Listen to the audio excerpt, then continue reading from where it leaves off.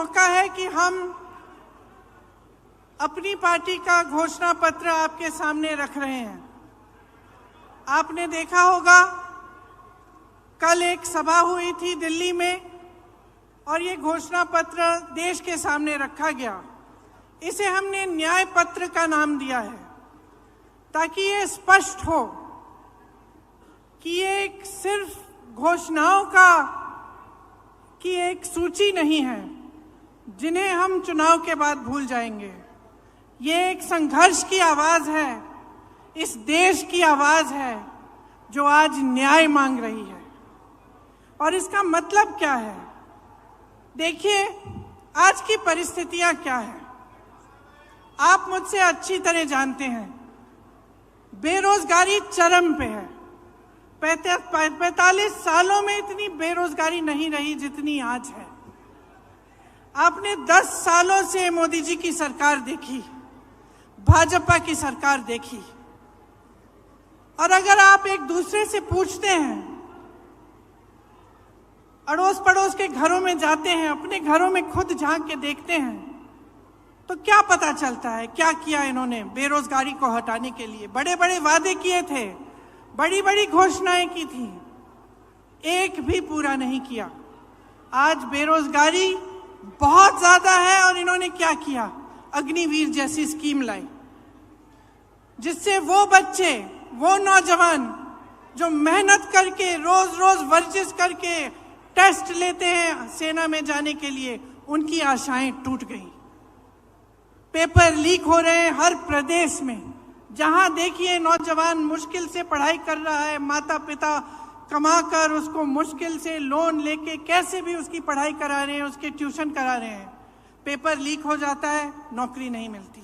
ये परिस्थितियां हैं आज। महंगाई की ये परिस्थिति है कि ठीक है, चुनाव आने लगा तो 2 महीने पहले इन्होंने गैस सिलेंडर का दाम कम कर लिया, लेकिन इतने सालों से क्या दाम था?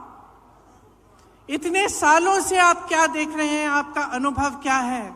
मेरी बहनें जानती हैं, त्योहार आता है घबराहट होती है कि कैसे खर्चा करेंगे, लिपाई पुताई कैसे कराएंगे, त्योहार के लिए नए कपड़े कैसे खरीदेंगे, दुकान जाएंगे क्या खरीद पाएंगे। ये परिस्थितियां हैं। किसानों की क्या परिस्थिति है? किसान सड़क पर आंदोलन करता है, प्रधानमंत्री जी उनकी सुनवाई ही नहीं करते। जीएसटी से मारा जा रहा है, हर चीज पे जीएसटी लगी जा रही है। पेट्रोल डीजल के दाम आसमान छू रहे हैं और किसान अपनी मेहनत से अपने बच्चों को पढ़ाता है, लिखाता है, कोशिश करता है, पूरी अपना पसीना बहाता है, अपने बेटे को सेना में भेजना चाहता है। वहां पे भी रुकावट, कमाई में भी रुकावट, महंगाई बढ़ती जा रही है, बेरोजगारी बढ़ती जा रही है। और एक अनोखी बात है, आपने देखा होगा पिछले 5 सालों में क्या इन चीजों की, ये जो परिस्थितियां हैं आपके, ये जो संघर्ष हैं, क्या इनके बारे में आपको टीवी पे कुछ दिखता है? क्या मीडिया में दिखता है? क्या अखबारों में पढ़ने को मिलता है कि भाजपा की सरकार आते ही राजस्थान में चिरंजीवी स्कीम बंद हो गई, कि 25 लाख की आपको बीमा मिल रही थी स्वास्थ्य के लिए, कांग्रेस पार्टी दे रही थी, और आज 5 लाख हो गया है? क्या ये चीजें आपको पढ़ने को मिलती हैं?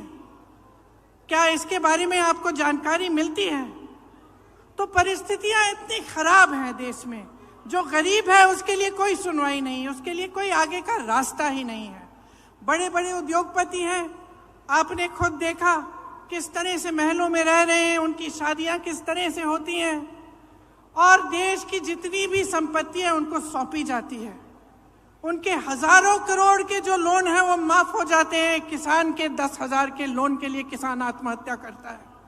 ये परिस्थितियां हैं आज, लेकिन आपको जानकारी नहीं मिलती। आप टीवी देखते हैं तो अच्छी अच्छी चीजें दिखती हैं, सिर्फ होर्डिंग देखते हैं तो बड़ी बड़ी अच्छी अच्छी चीजें दिखती हैं, क्योंकि सबसे भीषण जो प्रहार है आज वो आपकी जागरूकता पर हो रहा है, जनता की जागरूकता पर हो रहा है आक्रमण। चाहे वो मीडिया की तरफ से हो, टीवी की तरफ से हो, भाजपा की पूरी जो मशीनरी है उसकी तरफ से हो। तो जानकारी आपको मिल नहीं रही है सही। जनता सोच रही है कि किसी का तो भला किया होगा, अच्छा अच्छा दिख रहा है, इश्तिहार टीवी पे दिख रहा है सब कुछ, तो किसी का तो भला हुआ होगा, इसीलिए ये सब हो रहा है। लेकिन असलियत क्या है, इसको पहचानने का अब समय आ गया है।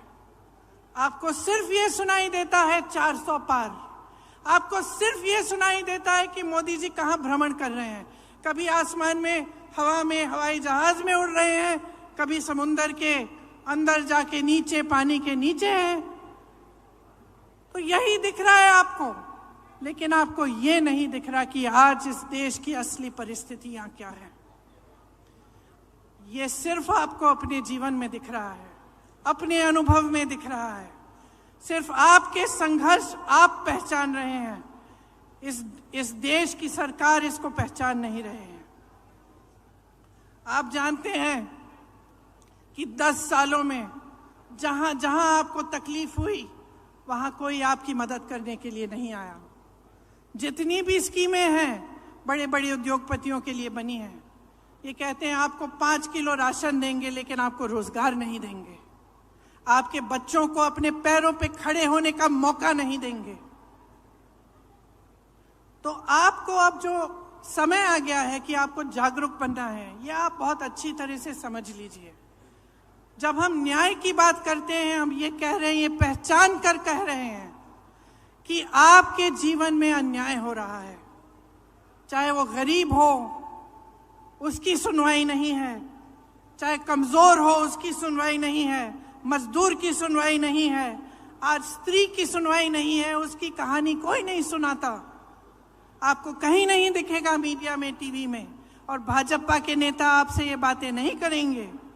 चाहे ड्राइवर हो, ऑटो का ड्राइवर हो, चाहे माली हो, चाहे बढ़ई हो, चाहे हस्तकला में कोई काम कर रहा हो, इनकी कहानियां आप सुनते नहीं हैं।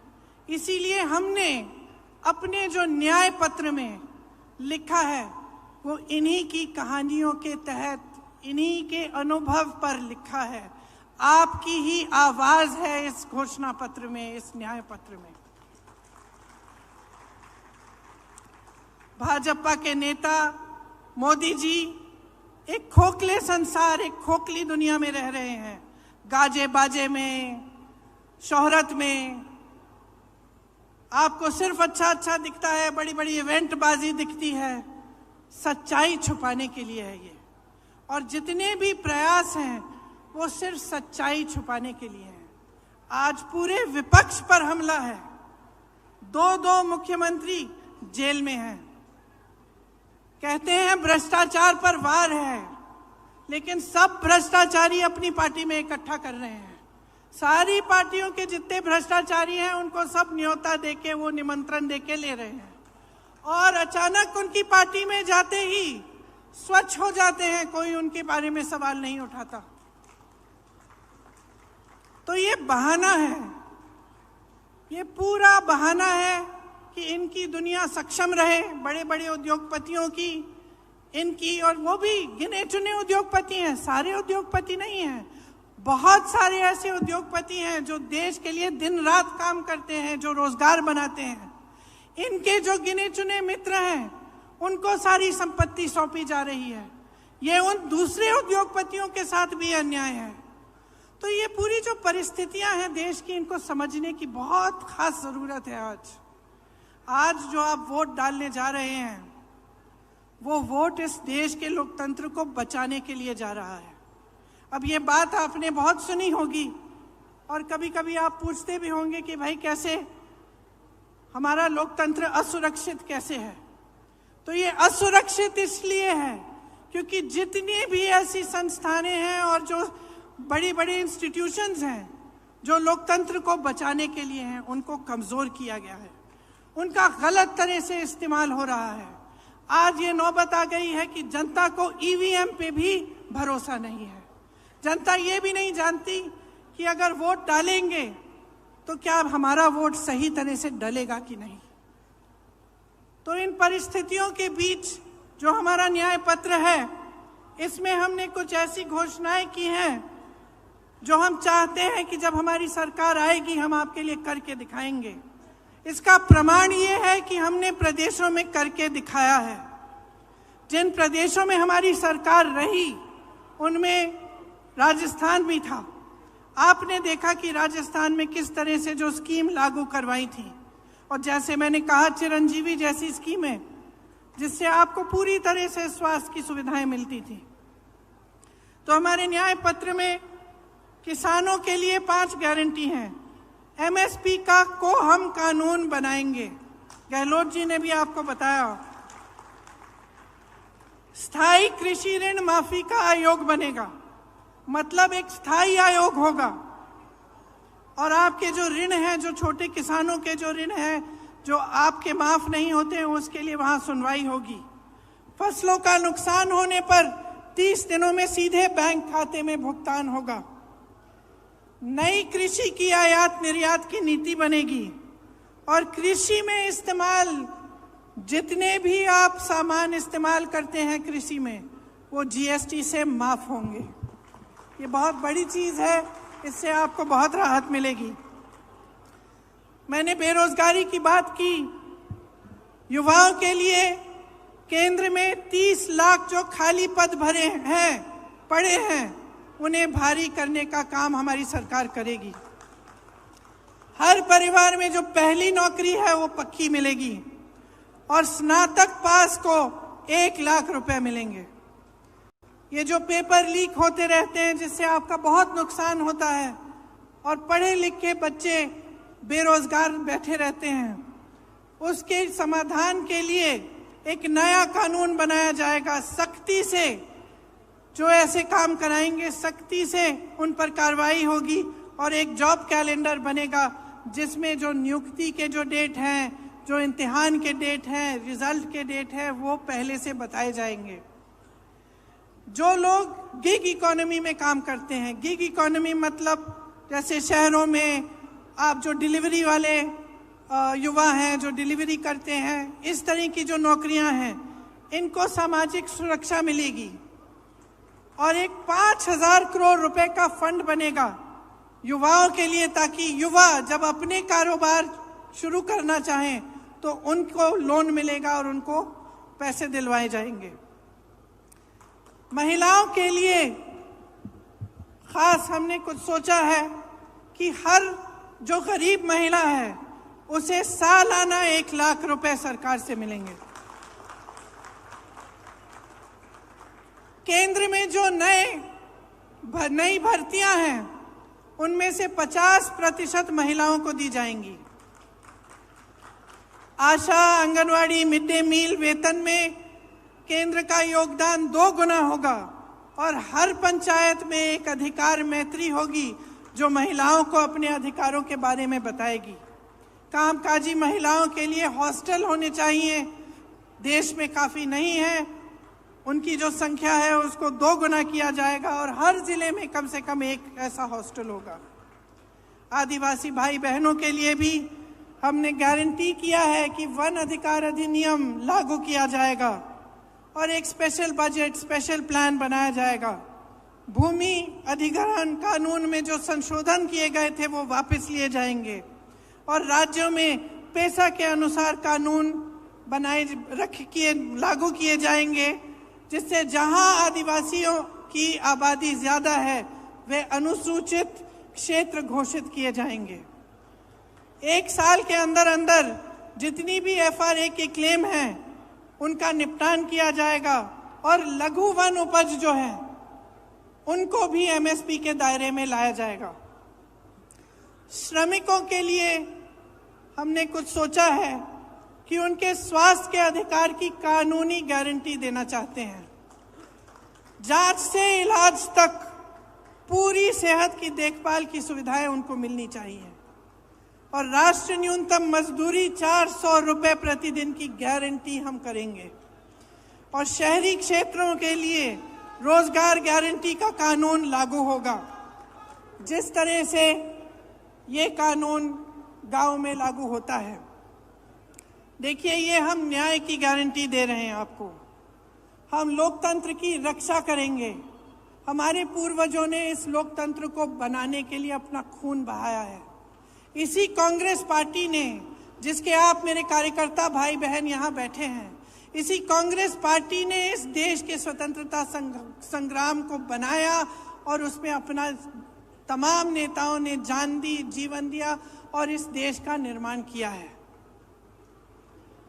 मैं सिर्फ एक आग्रह करना चाहती हूं अपने कार्यकर्ता भाई बहनों से और खास तौर से इस देश की जनता से, इस देश के एक एक नागरिक से ये मेरा आग्रह है, इस चुनाव को आप अपने मुद्दों पर लड़वाइए। जो आपके जीवन का अनुभव है वही सत्य है, वही सच्चाई है।